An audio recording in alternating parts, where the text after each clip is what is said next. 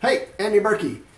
Hey, I just had an idea that, maybe on Fridays, what I'm going to try to do is give a short shop update to start a conversation with my YouTube following.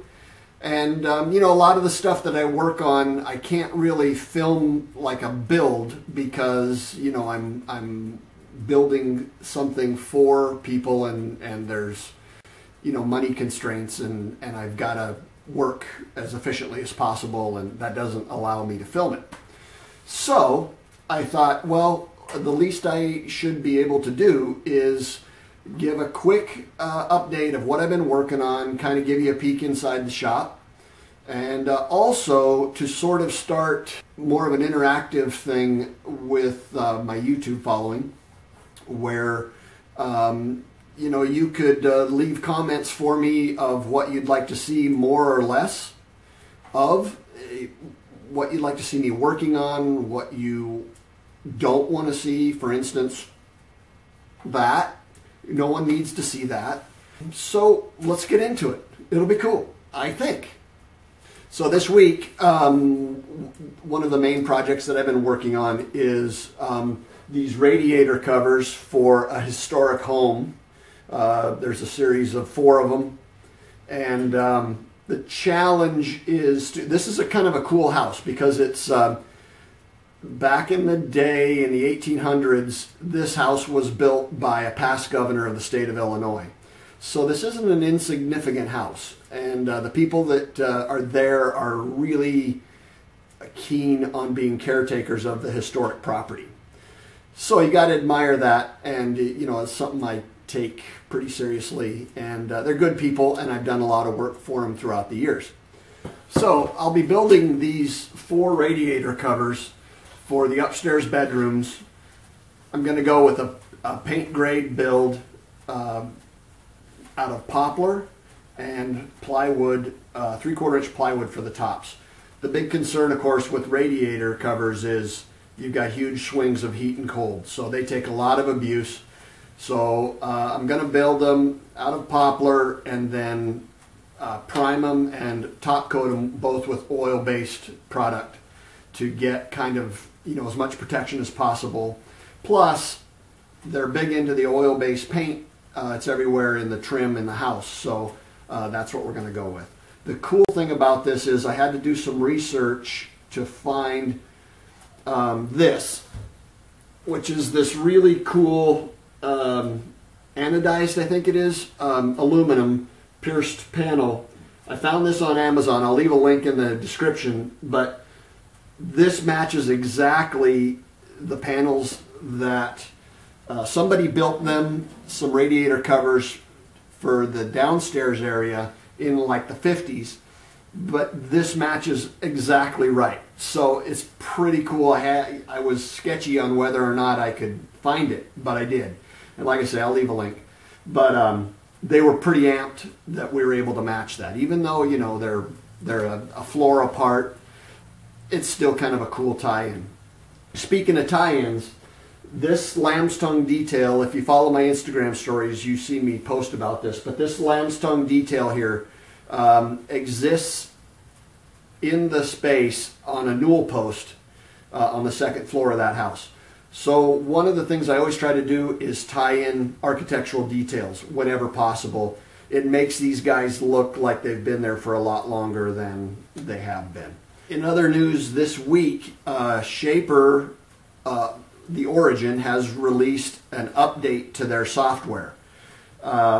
So those of you who know what that is, that's what this here is. Shaper tape. But the cool thing about the software update is something that months ago when I was beta testing the user interface for Shaper, one of the first things I picked up on was I wasn't able to take a design that had been designed in Fusion 360 or something. I wasn't able to take that and resize it on board the Shaper Origin, which for me, not being a huge 360, Fusion 360 or design software type of guy, that was kind of a big deal. I didn't, you know, I felt like I was really locked into to a design where I want to, especially on site, if I'm going to start taking this guy on site. Well, this week, I think it's called the Birkey update. So there's a software update that automatically comes down from Shaper when you plug your tool in, which among other updates, the big one that I noticed was we now have the ability to resize on the fly on the tool without going back into a design program because you need it, you know, 3 inches bigger or whatever. So one of my goals for this coming weekend is to get a quick video out about showing how that's done on board the Shaper. So look forward to that. I am terrible about thanking people when they send me stickers, and I have a ton of them. And I way appreciate it, but I'm going to start trying to be a lot better about it. And this one, if you know Brett McAfee, who's working with Jimmy DiResta now, sent me this cool pirate-esque shout out. Brett did this wax seal thing on this letter, which was cool.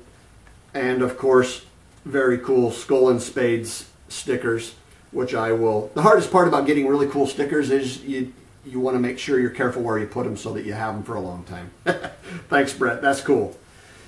This week it's been really fun to watch Laura Kampf and Brett McAfee's sticker challenge. If you haven't seen that, check it out on Instagram because these guys are punching out some serious. It's like watching a prize fight between two awesome designers. Here's one of Brett's sticker designs. I really dig this.